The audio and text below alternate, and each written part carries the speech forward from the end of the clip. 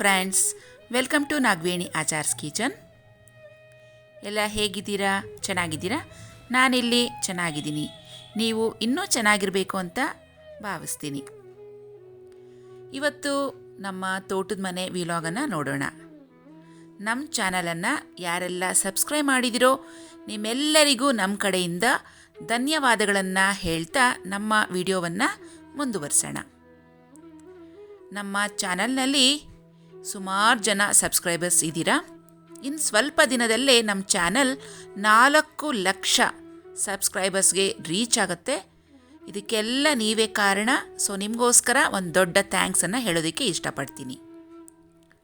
ನಮ್ಮ ಚಾನಲ್ನಲ್ಲಿ ಇರುವಂಥ ಸಬ್ಸ್ಕ್ರೈಬರ್ಸ್ ನೀವು ವಿವಿಧ ರೀತಿಯಾದ ವಿಡಿಯೋಗಳನ್ನು ಕೇಳ್ತೀರಾ.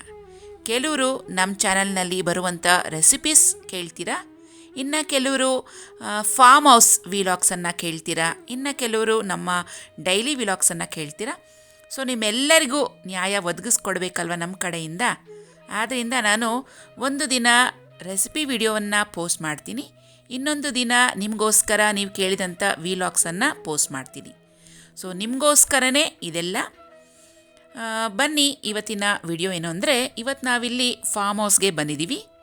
ಸ್ಯಾಟರ್ಡೇ ಸಂಡೇ ಆದರೆ ನಾವು ಫಾರ್ಮ್ ಹೌಸ್ಗೆ ಬರ್ತೀವಿ. ನಮ್ಮ ಫಾರ್ಮ್ ಹೌಸ್ ಬಿಡ್ದಿ ಹತ್ರ ಇರುವಂತಹ ಬಾಣಂದೂರು ಅಂತ ಹೇಳ್ತೀವಿ. ಇಲ್ಲಿದೆ ನಮ್ಮ ತೋಟದ ಮನೆ. ನಮ್ಮ ತೋಟದ ಮನೆ ಕಟ್ಟಿ ಸುಮಾರು 2 ವರ್ಷ ಆಗ್ತಾಯಿದೆ. ಇವತ್ತು ಏನು ಕೆಲಸ ನಮ್ಮ ಫಾರ್ಮ್ ಹೌಸ್ನಲ್ಲಿ ಅಂದರೆ, ಸ್ವಲ್ಪ ಕ್ಲೀನ್ ಮಾಡೋಣ ಅಂತ ಅಂದ್ಕೊಂಡಿದ್ದೀವಿ. Workers ಬರ್ತಾಯಿದ್ರು, Gardner's. ಈಗ ಅವರು ಬರ್ತಾ ಇಲ್ಲ. ಹಾಗಾಗಿ ನಮ್ಮ ಕೆಲಸ ನಾವೇ ಮಾಡ್ಕೊಂಡ್ರೆ ಒಳ್ಳೆಯದಲ್ವಾ? ಹಾಗಾಗಿ ನಮ್ಮ ಕೆಲಸ ನಾವೇ ಮಾಡ್ಕೊತಾ ಇದ್ದೀವಿ. ಇವತ್ತು ಸಂಡೇ. ಮನೆಯಿಂದನೇ ನಾನು ಬಿರಿಯಾನಿ ಅಡುಗೆ ಎಲ್ಲ ಮಾಡ್ಕೊಂಡು ತಗೊಂಡು ಬಂದುಬಿಟ್ಟಿದ್ದೀನಿ. ತೋಟದ ಮನೆಗೆ ಬಂದರೆ ಬರೀ ತೋಟದ ಕೆಲಸನೇ ಸರಿ ಹೋಗುತ್ತೆ. ಹಾಗಾಗಿ ಅಡುಗೆ ಮಾಡೋದಕ್ಕೆ ಟೈಮೇ ಸಾಕಾಗೋದಿಲ್ಲ. ಇಲ್ಲಿ ಬಂದರೆ ಬರೀ ತೋಟದ ಕೆಲಸನೇ ಸರಿ ಹೋಗುತ್ತೆ. ನಾನು ನಿಮಗೆ ನನ್ನ ಪ್ರೀವಿಯಸ್ ವಿಡಿಯೋದಲ್ಲಿ ಬ್ರಾಹ್ಮಿ ಗಿಡದ ಬಗ್ಗೆ ತೋರಿಸಿದ್ದೆ. ಅಂದರೆ ನಾನು ತುಂಬ ಇಷ್ಟಪಟ್ಟು ಆ ಬ್ರಾಹ್ಮಿ ಗಿಡದ ಒಂದೇ ಒಂದು ಬೇರನ್ನು ತಂದು ಹಾಕಿದ್ದೆ. ಅದೆಷ್ಟು ದಟ್ಟವಾಗಿ ಬೆಳೆದಿದೆ ಅಂದರೆ ನೋಡಿ, ಫುಲ್ಲು ಲಾನ್ ಗಾರ್ಡನ್ ಏನಿದೆ ಅದು ಫುಲ್ಲು ಅದೇ ಸ್ಪ್ರೆಡ್ ಆಗ್ತಾ ಇದೆ. ಇದರಿಂದ ಏನು ತೊಂದರೆ ಆಗ್ತಿದೆ ಅಂದರೆ, ಬೇರೆ ಗಿಡಗಳೂ ಸರಿಯಾಗಿ ಬರ್ತಿಲ್ಲ. ಹಾಗೆಯೇ ಲಾನಲ್ಲಿ ಇರುವಂಥ ಆ ಹುಲ್ಲು ಏನು ಹಾಕಿದ್ದೀವಿ ಅದು ಬರ್ತಾಯಿಲ್ಲ ಸರಿಯಾಗಿ. ಆದ್ದರಿಂದ ನಾವು ಡಿಸೈಡ್ ಮಾಡಿದ್ವಿ, ಫುಲ್ ಎಲ್ಲ ಬ್ರಾಹ್ಮಿ ಗಿಡ ಏನಿದೆ ಅದೆಲ್ಲ ತೆಗೆದುಬಿಡೋಣ ಬೇರು ಸಮೇತವಾಗಿ.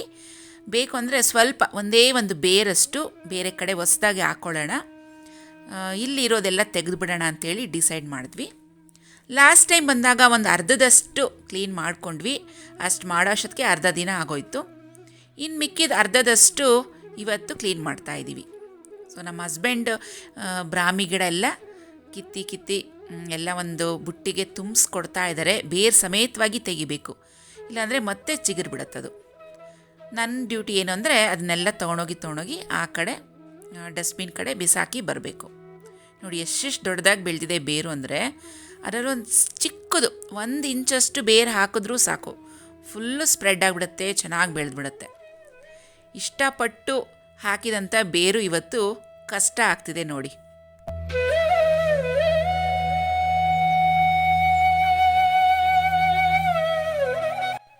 ನಾನು ಸ್ವಲ್ಪ ಈ ಕಡೆಯಿಂದ ಎಲ್ಲ ಕ್ಲೀನ್ ಮಾಡೋಣ ಅಂತೆಲ್ಲ ತೆಗಿತಾ ಇದ್ದೀನಿ.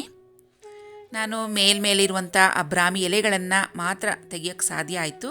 ಏಕೆಂದರೆ ಬೇರು ಫುಲ್ ಆಳವಾಗಿ ಒಳಗೆ ತನಕ ಹೋಗ್ಬಿಟ್ಟಿದೆ. ಅದನ್ನು ಫುಲ್ ಗುದ್ಲಿಯಿಂದನೇ ತೆಗಿಬೇಕು. ಆ ಥರ ತೆಗೆದ್ರೆ ಬರ್ತಾ ಇಲ್ಲ ಅದು. ನಮ್ಮ ಕೆಲಸ ಶುರು ಆಗೋ ಅಷ್ಟೊತ್ತಿಗೆ ಮಧ್ಯಾಹ್ನ ಆಗಿತ್ತು, 2ರಿಂದ 3. ಬಿಸಿಲು ಸ್ವಲ್ಪ ಕಮ್ಮಿ ಆಗಿ ನಮ್ಮ ಮನೆಯದು ನೆರಳೇನಿದೆ ಅದು ನೆರಳು ಬಂದಿತ್ತು. ಹಾಗಾಗಿ ಕೆಲಸ ಮಾಡ್ತಾಯಿದ್ದೀವಿ. ಬಿಸಿಲಿದ್ರೆ ತೀರಾ ಮಾಡೋಕ್ಕಾಗೋದಿಲ್ಲ, ತುಂಬಾ ಸುಸ್ತಾಗುತ್ತೆ. ಯಾಕಂದರೆ ನಮಗೆ ರೂಢಿ ಇಲ್ಲ ಅಲ್ವಾ, ಯಾವಾಗೋ ವಾರಕ್ಕೊಂದ್ಸತಿ ಹೋಗ್ತೀವಿ, ಸ್ವಲ್ಪ ತೋಟದ ಕೆಲಸ ಮಾಡ್ತೀವಿ.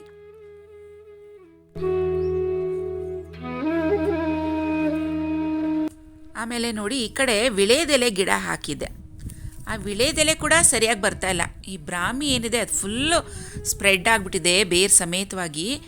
ವಿಳೆದೆಲೆ ಬೆಳೆಯೋದಕ್ಕೆ ಬೇರಿಗೆ ಜಾಗ ಸಾಕಾಗ್ತಿಲ್ಲ. ಆದ್ದರಿಂದ ಈ ವಿಳೆದೆಲೆ ಸುತ್ತಲೂ ಇರುವಂಥ ಈ ಬ್ರಾಹ್ಮಿ ಗಿಡ ಏನಿದೆ ಅದನ್ನೆಲ್ಲ ಕ್ಲೀನ್ ಮಾಡಿದೆ ಕೂತ್ಕೊಂಡು. ಸುಮಾರು ಒಂದು 2 ಅವರ್ಸ್ ಆಯಿತು. ಕ್ಲೀನ್ ಮಾಡ್ತಾಯಿದ್ರೆ ಬರ್ತಾನೇ ಇರುತ್ತೆ, ಬೇರುಗಳು ಫುಲ್ ಒಳಗೆ ತನಕ ಹೋಗ್ಬಿಟ್ಟಿದೆ. ಈಗ ಒಂದು ದಾರ ಹಾಕಿ ಕಟ್ತಾಯಿದ್ದೀನಿ ವಿಳೆದೆಲೆಗೆ.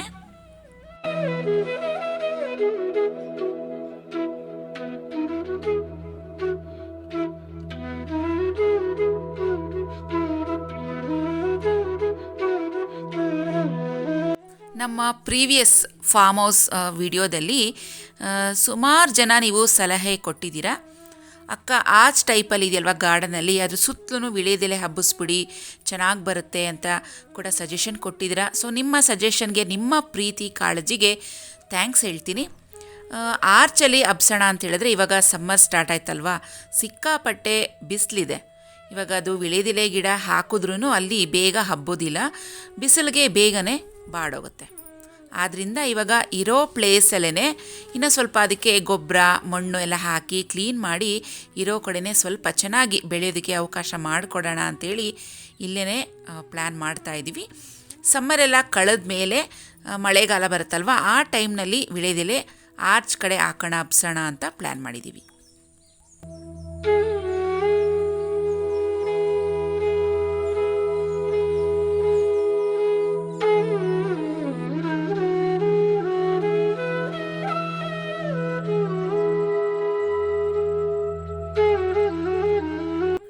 ಪಕ್ಕದ ತೋಟದವರು ಹಸು ಕಟ್ಟಾಕಿರ್ತಾರೆ ಯಾವಾಗಲೂ ಮೇಯೋದಕ್ಕೆ. ಅಲ್ಲಿ ಬೇಕಾದಷ್ಟು ಕೊಟ್ಟಿಗೆ ಗೊಬ್ಬರ ಸಿಗುತ್ತೆ, ಸಗಣಿ ಒಣಗೋಗಿರೋಂಥದ್ದನ್ನ. ಅದನ್ನ ನಮ್ಮ ಹಸ್ಬೆಂಡೆಲ್ಲ ತಂದು ಗಿಡಗಳಿಗೆಲ್ಲ ಅವರೇ ಹಾಕ್ತಾಯಿದ್ದಾರೆ. ನೋಡಿ ಚೆನ್ನಾಗಿ ಒಣಗಿತ್ತು ಬೇರೆ, ನಮಗಿನ್ನೂ ಕೆಲಸ ಸುಲಭ ಆಯಿತು. ಹಸು ಗೊಬ್ಬರ, ಕೊಟ್ಟಿಗೆ ಗೊಬ್ಬರ ಅಂತ ಏನು ಹೇಳ್ತೀವಿ, ಅದನ್ನೆಲ್ಲ ಸ್ವಲ್ಪ ಪುಡಿ ಮಾಡಿ ಹಾಕ್ತಾಯಿದ್ದೀವಿ. ಏನಿದ್ರೂ ಇವಾಗ ವಿಳೆದೆಲೆಗೆ ಸ್ವಲ್ಪ ಆರೈಕೆ ಮಾಡಬೇಕಾಗಿದೆ. ಅದರಲ್ಲಿ ಸುತ್ತಲೂ ಬೆಳೆದಿರುವಂಥ ಬ್ರಾಹ್ಮಿ ಗಿಡದ ಬೇರೇನಿದೆ ಅದೆಲ್ಲ ಆದಷ್ಟು ತೆಗೆದಿದ್ದೀವಿ. ನೋಡೋಣ ಇನ್ನು ಮುಂದಕ್ಕಾದರೂ ಸ್ವಲ್ಪ ಚಿಗುರತ್ತಾ ನೋಡೋಣ. ಕೊಟ್ಟಿಗೆ ಗೊಬ್ಬರಕ್ಕೇನು ಬರ ಇಲ್ಲ, ಪಕ್ಕದಲ್ಲೇ ಬೇಕಾದಷ್ಟು ಸಿಗುತ್ತೆ, ತೊಗೊಂಡು ಬಂದರೆ ಆಯಿತು. ಚೆನ್ನಾಗಿ ಒಣಗು ಕೂಡ ಆಗಿರುತ್ತೆ. ಹಸಿದು ಕೊಟ್ಟಿಗೆ ಗೊಬ್ಬರ ಹಾಕಬಾರ್ದು, ಹುಳ ಬಂದ್ಬಿಡುತ್ತೆ, ಒಣಗಿರೋದೇ ಹಾಕಬೇಕು. ನೋಡಿ ಅದೆಲ್ಲ ಬೇರು ಕ್ಲೀನ್ ಮಾಡಬೇಕಾದ್ರೆ ಸ್ವಲ್ಪ ಗೆಡ್ಡೆಗಳು ಸಿಕ್ತು. ಯಾವುದಿದು ಗಡ್ಡೆ ಅಂದರೆ ಡೈರಿಯಾ ಹೂವಿಂದು ಗಡ್ಡೆಗಳು ತಂದು ಹಾಕಿದ್ದೆ. ಇದು ಸೀಸನ್ ಇಲ್ಲ, ಇದೇನಿದ್ರು ಮಳೆಗಾಲಕ್ಕೆ ಸೆಪ್ಟೆಂಬರ್ ಟೈಮಲ್ಲಿ ಬರುತ್ತೆ. ಅಲ್ಲಿವರೆಗೂ ಈ ಗಡ್ಡೆಗಳನ್ನು ಹಾಗೆ ಇಟ್ಟರೆ ಒಣಗೋಗುತ್ತಲ್ವ, ಅದರಿಂದ ಎಲ್ಲಿ ಸಿಕ್ತೋ ಅಲ್ಲೇ ಬ್ರಾಹ್ಮಿ ಗಿಡದ್ದು ಬೇರೆಲ್ಲ ತೆಗೆದು ಕ್ಲೀನ್ ಮಾಡಿಬಿಟ್ಟು ಮತ್ತು ಅದೇ ಮಣ್ಣಲ್ಲೇ ಅದೇ ಪ್ಲೇಸಲ್ಲೇ ನಾನು ಎಲ್ಲ ಹಾಕಿಡ್ತಾಯಿದ್ದೀನಿ. ಏಕೆಂದರೆ ಒಣಗೋಗ್ಬಿಡುತ್ತಲ್ವ, ಅಲ್ಲೇ ಇದ್ದರೆ ಸೆಪ್ಟೆಂಬರ್ ಟೈಮ್ ಮಳೆಗಾಲ, ಆಗಸ್ಟ್ ಟೈಮ್ ಅಷ್ಟೊತ್ತಿಗೆ ಚಿಗುರು ಬರುತ್ತೆ. ತುಂಬ ಚೆನ್ನಾಗಿತ್ತು ಇದು ಕಲರು ಡೈರಿಯಾ ಹೂವಿಂದು. ಇವಾಗ ಬರೋದಿಲ್ಲ, ಸೀಸನ್ ಇಲ್ಲ.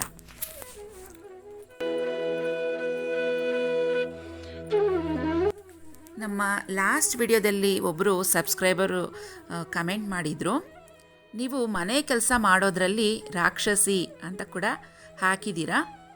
ಇದು ಕಮೆಂಟ್ ಮಾಡ್ತಾ ಇದ್ದೀರೋ ಇಲ್ಲ ಬೈತಾ ಇದ್ದೀರೋ ಅಂತ ನನಗೆ ಗೊತ್ತಿಲ್ಲ, ಆದರೂ ನನಗೇನು ಬೇಜಾರಿಲ್ಲ. ಮನೆ ಕೆಲಸ ಮಾಡೋದ್ರಲ್ಲಿ ರಾಕ್ಷಸಿ ಅಂದರೆ ಏನು ಮಾಡೋದು, ನಮ್ಮ ಕೆಲಸ ನಾವು ಮಾಡಲೇಬೇಕಲ್ವಾ. ಇನ್ನೊಬ್ಬರು ಕೆಲಸದವ್ರ ಮೇಲೆ ಡಿಪೆಂಡ್ ಆಗೋದಕ್ಕಾಗೋದಿಲ್ಲ. ಒಂದು ದಿನ ಬರ್ತಾರೆ, 2 ದಿನ ಬರ್ತಾರೆ, ಆಮೇಲೆ ಬರೋದಿಲ್ಲ. ಆವಾಗ ಕೆಲಸ ಹಾಗೆ ಪೆಂಡಿಂಗ್ ಉಳಿದೋಗ್ಬಿಡುತ್ತಲ್ವಾ. ನಮ್ಮ ಕೆಲಸ ನಾವು ಮಾಡ್ಕೊಳ್ಳೋದು ಲೇಸು ಅಲ್ವಾ. ರಾಕ್ಷಸಿ ಅಂತ ಏನಿಲ್ಲ, ನಾನು ಮಾಡ್ತೀನಿ, ನಾವೂ ಮನುಷ್ಯರೇ. ನಮಗೂ ಒಂದು ಆ ಡೇ ಎಂಡ್ ಆಗೋ ಟೈಮ್ಗೆ, ರಾತ್ರಿ ಅಷ್ಟೊತ್ತಿಗೆ, ಸಂಜೆ ಅಷ್ಟೊತ್ತಿಗೆ ಮೈ ಕೈ ನೋವು, ತಲೆನೋವು, ಕೈ ನೋವು, ಕಾಲು ನೋವು ಎಲ್ಲ ಬಂದ್ಬಿಟ್ಟಿರುತ್ತೆ. ಆದ್ರೂ ನಾವು ಆ ಕೆಲಸ ಹಾಗೆ ಪೆಂಡಿಂಗ್ ಇಡೋಕ್ಕಾಗೋದಿಲ್ಲ. ಏನೇ ನೋವಿದ್ರೂ ನಮ್ಮ ಮನೆ ಕೆಲಸ ನಾವೇ ಮಾಡಬೇಕಲ್ವಾ. ಸಂಜೆ ಆದರೆ ಅಮೃತಾಂಜನ್ ಬಾಟ್ಲು ಒಂದಲ್ಲ, 2 ಅಲ್ಲ, 4 ತರಿಸಿಟ್ಕೊಂಡಿದ್ದೀನಿ. ಎಲ್ಲೆಲ್ಲಿ ನೋವಾಗುತ್ತೋ ಅಲ್ಲೆಲ್ಲ ಹಚ್ಕೊತಾ ಇರೋದು. ವಾಲಿನಿ ಸ್ಪ್ರೇ ಇದೆ, ಅದನ್ನು ಹೊಡ್ಕೊತಾ ಇರೋದು. ನಮಗೂ ಸುಸ್ತಾಗತ್ತೆ, ನಾವೂ ನಿಮ್ಮ ಥರನೇ ಮನುಷ್ಯರು.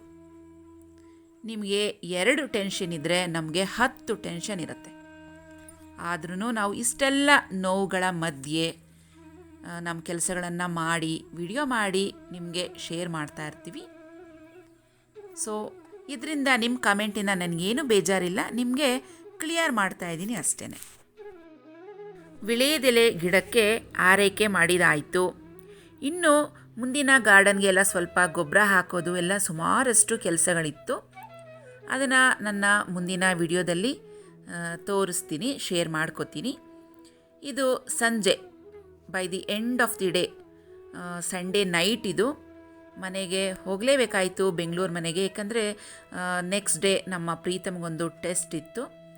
ಬೆಳಗ್ಗೆ ಎದ್ದು ಹೋಗೋಷ್ಟೊತ್ತಿಗೆ ಲೇಟ್ ಆಗಿಬಿಡುತ್ತೆ ಅಂಥೇಳಿ ರಾತ್ರಿನೇ ಹೊರಟಿದ್ವಿ. ಇದು ಸುಮಾರು 9 ಗಂಟೆ ಆಗಿತ್ತು ರಾತ್ರಿ. ನೋಡಿ, ಸ್ವಲ್ಪ ಹೂ ಕೂಡ ಸಿಕ್ತು. ಹೂಗಳನ್ನು ತೊಗೊಂಡಿದ್ದೀನಿ, ಕವರಲ್ಲಿ ಹಾಕಿ ಇಟ್ಟಿದ್ದೀನಿ. ಬೆಂಗಳೂರಲ್ಲಿ ಇರುವಂಥ ದೇವ್ರಿಗೂ ಸ್ವಲ್ಪ ಮುಡ್ಸೋಣ ಅಂಥೇಳಿ. ನೋಡಿ, ಎಲ್ಲ ರೆಡಿ ಆಯಿತು, ಪ್ಯಾಕಿಂಗ್ ಆಯಿತು. ಮಧ್ಯಾಹ್ನ ತಂದಿದ್ದ ಬಿರಿಯಾನಿ ಕೂಡ ತಿನ್ನೋದಕ್ಕೆ ಟೈಮೇ ಆಗಿಲ್ಲ. ತೋಟದ ಕೆಲಸದಲ್ಲೇ ಬ್ಯುಸಿ ಆಗಿಬಿಟ್ವಿ. ಬೆಂಗಳೂರಿಂದ ಬರಬೇಕಾದ್ರೆ ಸ್ವಲ್ಪ ಊಟ ಮಾಡ್ಕೊಂಡು ಬಂದಿದ್ವಿ 12 ಗಂಟೆಯಲ್ಲಿ. ಮತ್ತು ರಾತ್ರಿ 9 ಗಂಟೆ ಆದ್ರೂ ಊಟ ಮಾಡೋಕ್ಕೆ ಆಗಲಿಲ್ಲ. ಸರಿ, ಬೆಂಗಳೂರಿಗೆ ಹೋಗಿ ಅಲ್ಲೇ ಒಟ್ಟಿಗೆ ಊಟ ಮಾಡಿಬಿಡೋಣ ರಾತ್ರಿಗೆ ಅಂಥೇಳಿ ಅದನ್ನು ಹಾಗೇ ತೆಗೆದಿಡ್ತಾ ಇದ್ದೀವಿ. ಊಟ ಮಾಡ್ಕೊಂಡು ಹೋಗೋ ಅಷ್ಟೊತ್ತಿಗೆ ಲೇಟ್ ಆಗಿಬಿಡುತ್ತೆ ಬೆಂಗಳೂರು ರೀಚ್ ಆಗೋಕ್ಕೆ. ಕರ್ಫ್ಯೂ ಬೇರೆ ಇರುತ್ತಲ್ವ, ನೈಟ್ ಕರ್ಫ್ಯೂ. ಆದ್ದರಿಂದ ಅದನ್ನು ಹಾಗೇ ಇಟ್ಕೊಂಡು ತೊಗೊಂಡು ಹೋಗ್ತಾ ಇದ್ದೀವಿ. ಇಷ್ಟೊಂದು ಟೊಮೆಟೊಗಳನ್ನು ಯಾಕೆ ಕಟ್ ಮಾಡ್ತಾ ಇದ್ದೀನಿ ತಿಳ್ಕೊಬೇಕಾ? ನಮ್ಮ ಮುಂದಿನ ವಿಲಾಗಲ್ಲಿ ಮರೀದಿರ ನೋಡಿ. ಇವತ್ತಿನ ವಿಡಿಯೋ ಇಷ್ಟೇ ಫ್ರೆಂಡ್ಸ್. ಇನ್ನು ಮುಂದಿನದು ನಮ್ಮ ಮುಂದಿನ ವಿಲಾಗಲ್ಲಿ ಬರುತ್ತೆ. ಮತ್ತೆ ಭೇಟಿಯಾಗೋಣ ನಮ್ಮ ಮುಂದಿನ ವಿಡಿಯೋದಲ್ಲಿ. ಅಲ್ಲಿವರೆಗೂ take care and bye bye friends.